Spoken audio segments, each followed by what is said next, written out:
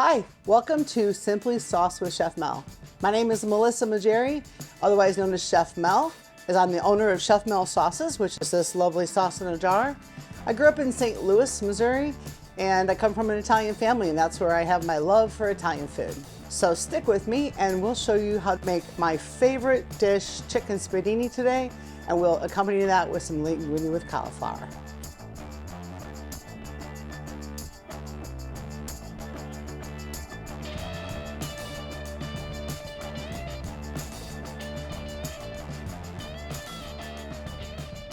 All right, so we'll start by washing these lemons because we're gonna use the zest and the juice from these guys. And a little trick, see, my thing is I wanna make things easy because a lot of my friends say, you know, you're a great cook, but we don't know how to do this. How can you show us? So this is my thing. I'm gonna show you some good tips. One of the tips is if you wanna get the most juice out of this lemon, you're gonna roll this lemon, and all you're doing is just kind of breaking up the inside, making it soft, and therefore it will be more juicy. All right, so you take your grater and we're gonna do some lemon zest here. And this is a key ingredient for the Speidini because anytime you add a zest, whether it's lemon zest, orange zest, lime zest, you're really bringing out that flavor, that citrus flavor, which makes it so nice. Because sometimes you just can't add enough lemon juice because it makes the dish too watery. All right, so we have some zest to start with here.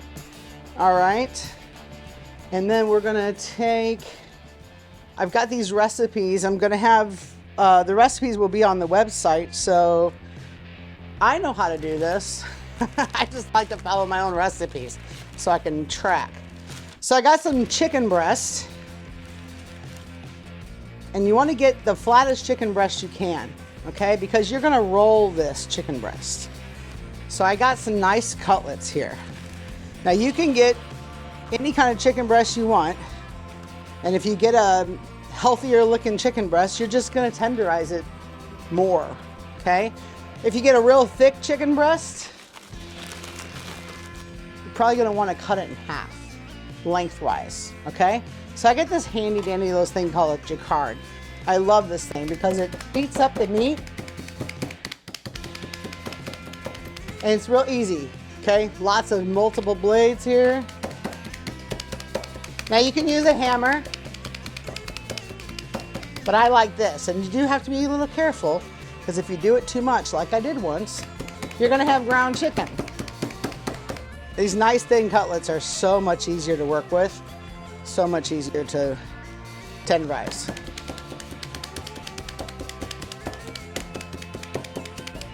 All right. The most time-consuming thing making chicken Speidini is what we're doing right now. This and the next few steps. But believe me, it's worth it. All right. So now we have our chicken breast. And then we're gonna do, I like Italian style breadcrumbs. You can make your own breadcrumbs. Italian style is just a little bit easier. So I put about a cup of those in, and then about half a cup of grated Parmesan cheese, okay? And then I just mix it up, just like that, easy. Now, that's gonna be what we bread the chicken with. What we're gonna dip the chicken in is olive oil, lemon zest, and garlic. Now, I will confess, I used minced garlic for a long time, but I discovered that nothing beats fresh garlic. This is so much more flavorful, and it's easy if you've got a garlic press. You see how easy that is?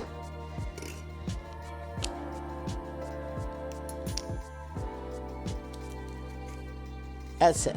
Now, if you wanna, my advice, if you wanna take the easier way out, you can. You're gonna double this. So this is gonna be so much stronger. You want to use, we got about a teaspoon here. And you know, I'm the Italian cook that puts a little bit of this and a little bit of that, but for convenience, I have tried to make it easy by writing it down in a recipe for you guys. Okay, So we do some lemon juice. Of course, I get the lemon with the most seeds today. That's not a problem. You just take those seeds, take them on out. Boom, done. All right, we get a little bit of olive oil. You can use a light olive oil, you can use a extra virgin olive oil. As most of you know, an extra virgin is gonna give you a little more flavor. All right, so we just kind of mix that up. Easy. And then we're gonna take the chicken breasts, we're gonna dip it in both sides so it's covered generously, okay? And then we put it in the dry. And what I like to do, I like to use these bowls because you can literally flip everything. You don't even really need other utensils.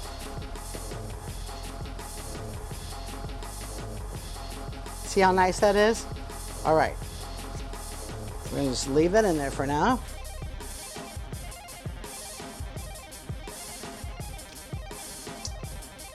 All right.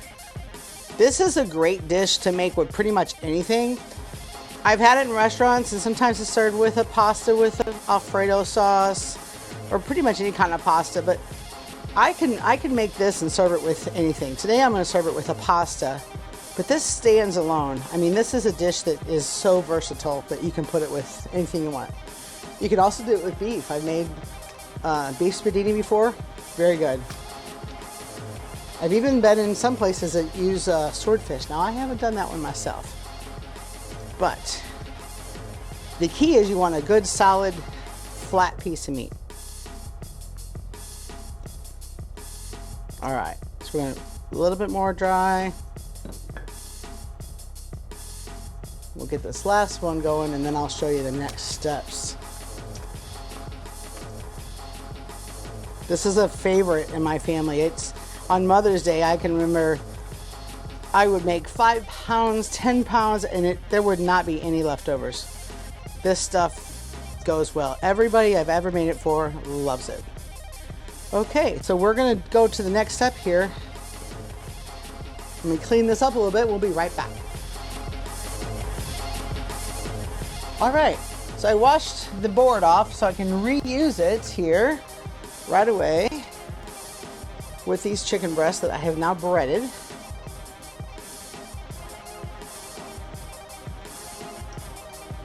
Okay, so I've taken some skewers. I've put a little olive oil on them.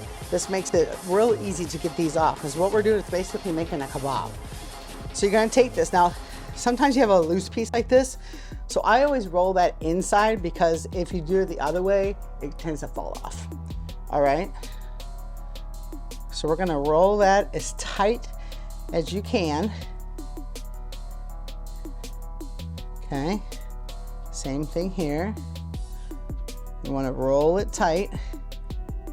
All right. Just about done with that part.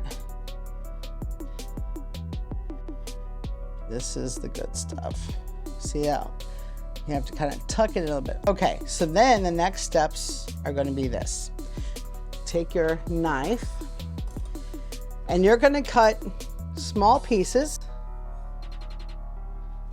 I'd like to say bite-sized pieces. You just don't want them to be too big. You want enough to go around for everybody.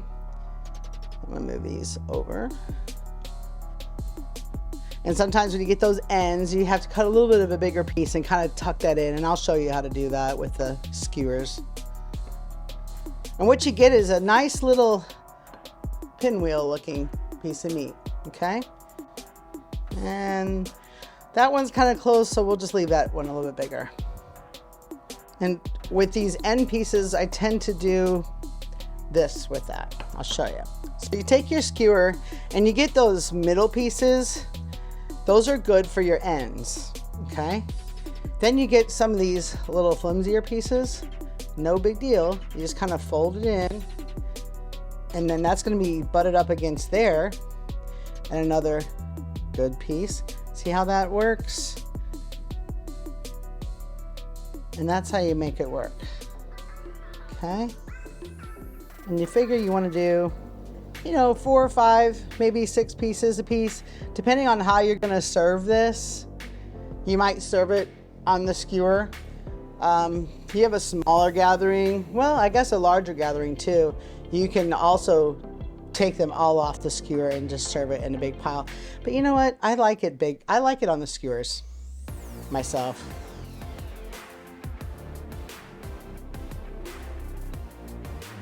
So you don't want to overload it, because if everybody's taking a skewer, you want to, you know, people can always go back for more, right? Yeah, seconds is, that's common in our family. I don't know about anybody else. I mean, I think pretty much every Italian family goes through that. That's why grandmas make so much, right? Because they want to make sure that everybody manja. Everybody eats enough. All right, so we're almost done with this. Yeah, I like to just pick it out as I go, like, okay, this piece looks good, and we'll take one off of here because it got too many, right? We got to even it out. All right, one more. And then what you're going to do is broil these. Now, you can grill them too. So in St. Louis, when it's 95 degrees with 95% humidity, I don't grill them. But any other time I do. So when it's really hot outside, or say it's really cold outside, you just put them in the broiler. No big a deal. All right, and then sometimes I just take some of these leftovers and kind of sprinkle them on. You're gonna get some burnt stuff at the bottom, you know, it's all just the crust, but it washes off. But I always wanna make sure you get enough of that breadcrumb and Parmesan cheese mixture. And that's it. So we're gonna get these going in just a minute, and I'll clean up again. I'll be right back. Okay, so we've got our chicken Speidini. So remember, it's olive oil, lemon juice, fresh garlic, and lemon zest. Don't forget the lemon zest. And then we're gonna dip it in that, put it in the breadcrumbs and Parmesan cheese, roll it and cut it, and here you have it on the skewers. So the next step for this is to put it in the broiler. And as far as time goes, you pretty much want to check it in about 8 to 10 minutes, and you're going to see it getting a nice golden brown on top. Sometimes I'll spray a little olive oil on it if you don't want it to get dry, but really it won't get too dry because you've got the juices from the chicken. But this is one little tip I like to do, is when it's getting kind of golden brown, then just pull that out for a sec and do this. Just flip it over. Okay, this is what I would do if I was grilling it. I would take my tongs, of course, and flip them over. Pretty much one time, golden brown again, your chicken's done, okay? So we're gonna broil this, and then we're on to the pasta. All right. All right, so this is a pasta that is like one of the easiest pastas you can possibly make. It's very special to me because my aunt made it all the time. And my aunt is, I don't know, one of those classic funny Italian women. Now I gotta interject a little story because that just made me think of my cousin and how much we love cooking shows. And we used to watch cooking shows on Saturday mornings as opposed to the cartoons, because we thought we were, you know, gourmet chefs, and we would toast our little Pop-Tarts